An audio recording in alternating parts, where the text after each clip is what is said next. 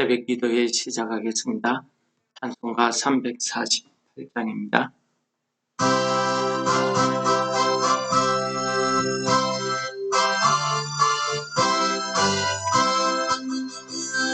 이들과 싸울지라 제약하사 양제여 담대하게 싸울지라 저기 악한 적병과 심판날과 멸망의 날 내가 선 눈 앞에 곧 다가오리라.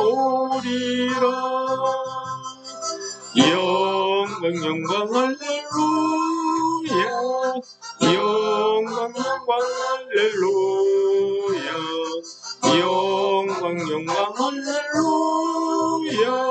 곧 승리하리라.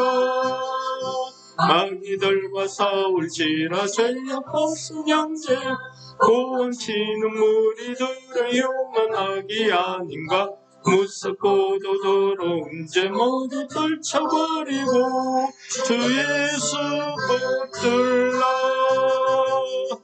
영광 할렐루야, 영광 할렐루야, 영광 할렐루야. 곧 승리하리라.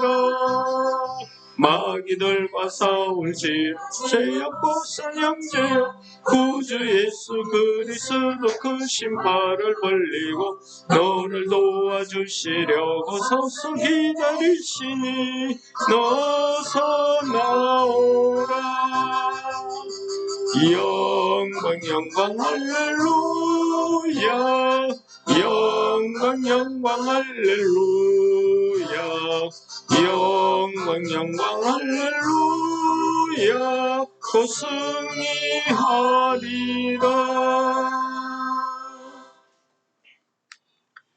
아멘. 오늘 말씀은 신명기 13장 6절에서 11절까지 말씀입니다.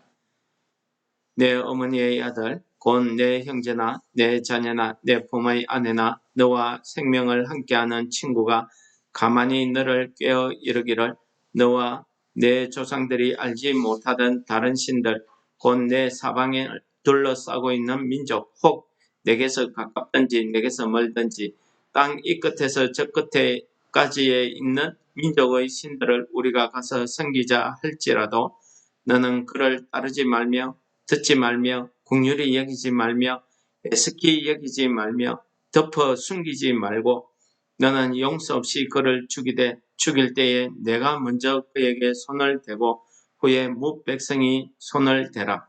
그는 애굽 땅 종되었던 집에서 너를 인도하여 내신 내 하나님 여호와에게서 너를 꾀어 떠나게 하려 한 자이니 너는 돌로 쳐 죽이라. 그리하면 온 이스라엘이 듣고 두려워하여 이 같은 악을 다시는 너희 중에서 행하지 못하리라. 아멘. 오늘 말씀은 참 우리가 듣기에 민망하고 또 두렵기도 한 그런 말씀입니다. 오늘은 두 번째로 어저께는 신앙적인 측면에서 이적을 행하거나 기사를 행하는 선지자나 꿈꾸는 자들의 말을 듣고 그들이 미혹한다고 해서 여호와를 배반하고 이방신을 섬기면 안 된다는 그런 말씀을 하셨는데 오늘 두 번째로는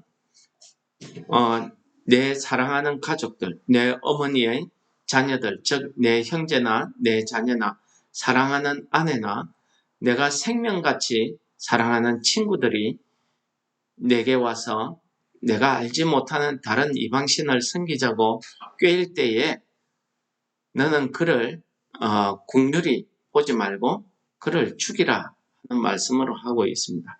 그리고 죽일 때에는 내가 먼저 손을 대라. 이 말은 마태복음에서도 나오는데 사람을 공개적으로 처형할 때에 증인의 그 답에 의해서 증인도 한 사람의 답이 아니라 두 사람 이상의 증인에 의해서 사람을 사형시키도록 되어 있습니다. 이때에 사형시킬 때에 규칙이 하나 있는데 그것은 증인이 제일 먼저 돌을 들고 사형을 집행하도록 했습니다. 그래서 죽인다는 말을 손을 댄다는 말로 표현하고 있는데 정인이 먼저 하게 되어 있습니다. 이것은 왜 그렇습니까?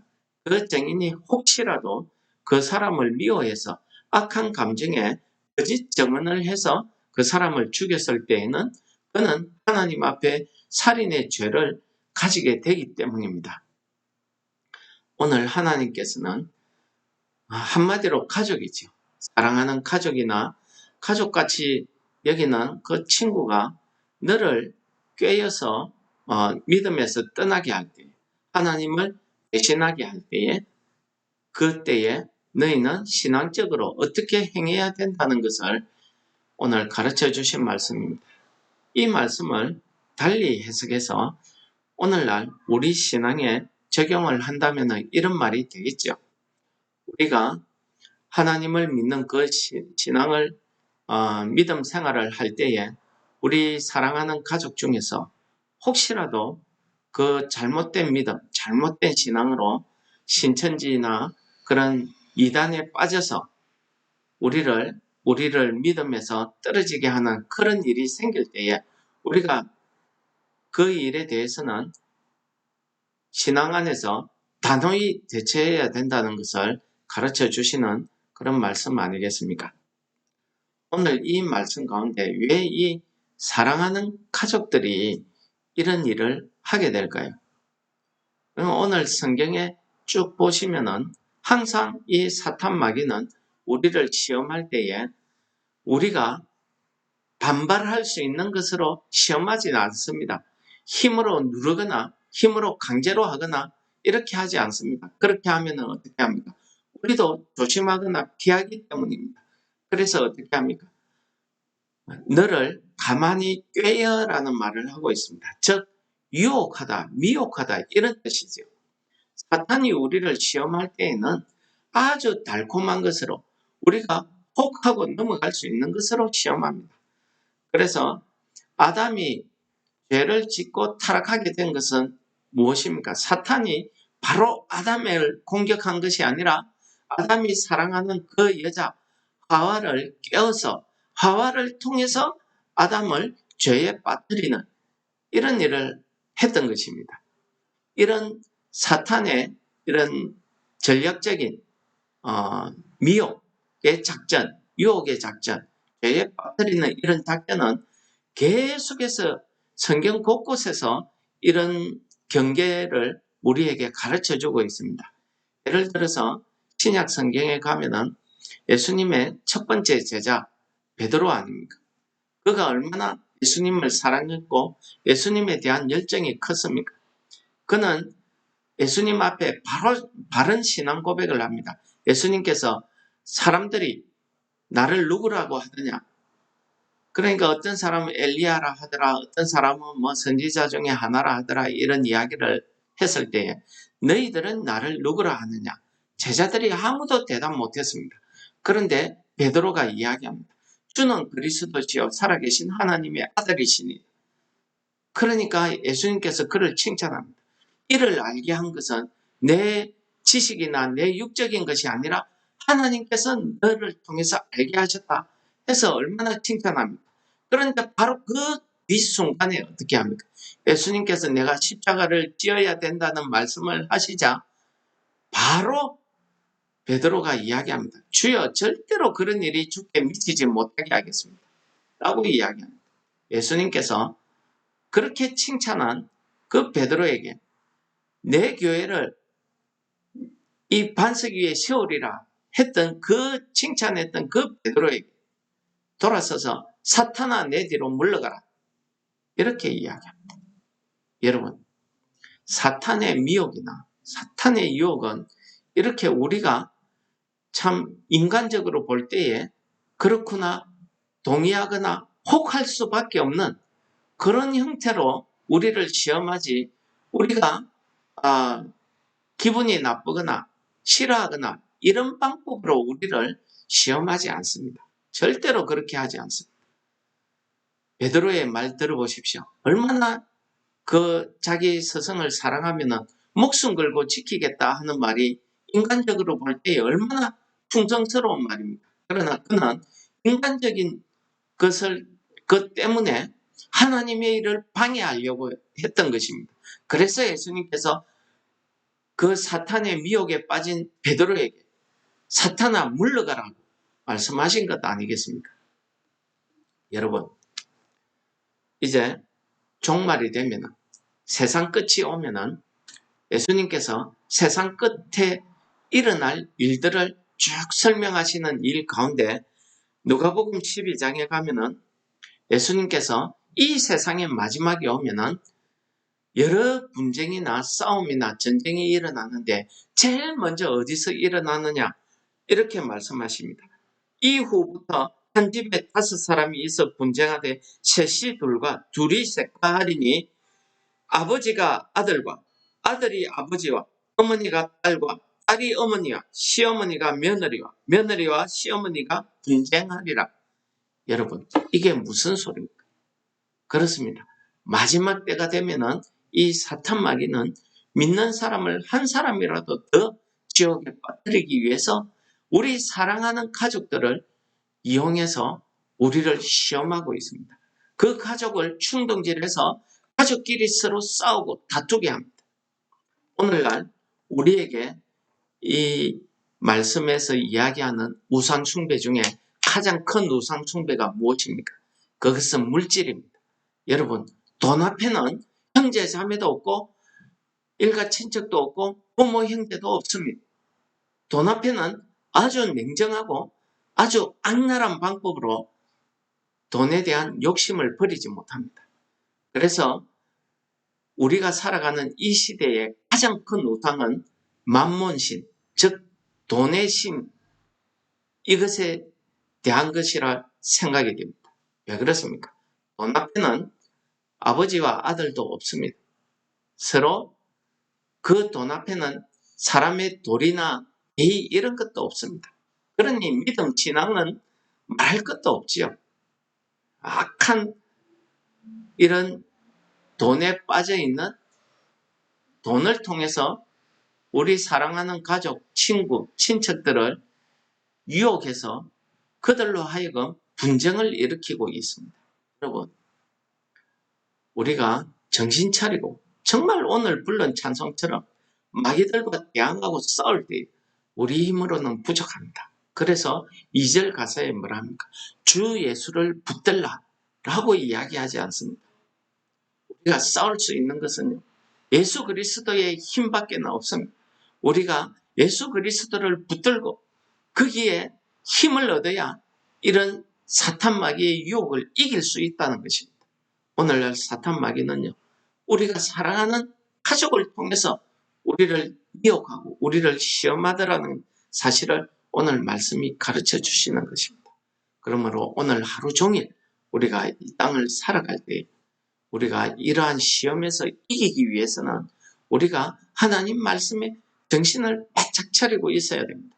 그러기 위해서는 저 사람이 하는 이야기를 들을 때에 우리가 예수 그리스도의 그 심정, 예수 그리스도의 그 말씀이 내 안에 있지 않냐면 우리는 언제든지 미혹당해서 혹할 수밖에 없습니다. 무슨 일이든지 우리가 인간적으로 생각할 것이 아니라 우리는 하나님의 자녀들입니다. 하나님의 말씀에 비추어 봐서 이 하나님의 말씀에 떨어지게 하거나 하나님의 말씀에 어긋난다 하면 그 일이 아무리 우리 인간적으로 올바르고 타당하다 할지라도 절대로 그 일에 동의해서는 안 됩니다. 우리 믿음의 선배들이 신사참배를 위해서 목숨을 걸고 반대했던 일을 기억하십시오. 그러나 그 당시 대부분의 목사님들, 대부분의 종교 지도자들은 그 일제에 굴복해서 신사참배가 우상숭배 아니다 해서 예배드리기 전에 제일 먼저 뭐합니까? 일본의 우상을 향해서 신사참배 먼저 하고 돌아서서 예배드렸다고 합니다. 그것이 우리 예배 순서에 남아있는데 묵도가 바로 그러한 데서 기인했다는 사실을 여러분들 아십니까? 그래서 저는 예배 시간에 묵도 우리 예배 가운데에서는 없애버렸습니다. 여러분, 이렇듯이 우리 곳곳에는 우리가 알지 못하는 형태로 하나님을 배반하고 우리를 시험에 빠뜨리는 이런 일들이 많이 숨어 있습니다. 우리가 정신 차리고 우리 하나님의 말씀에 비추어 봐서 이게 옳지 않다고 하면 우리는 과감히, 그것이 우리의 전통이라 할지라도, 교회의 전통이라 할지라도 과감히 버릴 수 있는 그런 믿음의 용기가 오늘날 우리에게 필요하다는 것입니다. 오늘 하루도 이러한 사탄의 시험에 대항해서 주 예수 그리스도를 붙들고 승리하시는 그런 한 날 되시기를 축원합니다. 하나님 아버지 감사합니다. 이 악한 세대를 맞이하였고 마지막 때를 당했습니다. 우리가 오늘 하루를 살아갈 때에도 사탄이 우리의 사랑하는 가족들을 통해서 나의 심령을 공격하고 나를 믿음에서 넘어뜨리려고 합니다. 하나님 아버지, 성령 하나님께서 우리에게 충만히 임재하셔서 우리 가운데서 성령의 지혜를 주셔서 이 일이 하나님이 말씀에 옳은지 그런지를 우리가 판단할 수 있는 믿음을 우리에게 더하여 주시옵소서. 오늘 하루도 사탄의 모든 시험에서 우리가 승리하는 한 날 될 수 있도록 성삼위 하나님께서 우리를 주관하여 주시옵소서. 예수님 이름으로 간절히 기도드립니다. 하늘에 계신 우리 아버지여, 이름이 거룩히 여김을 받으시오. 나라의 임합시오. 뜻이 하늘에서 이룬 것 같이 땅에서도 이루어지이다.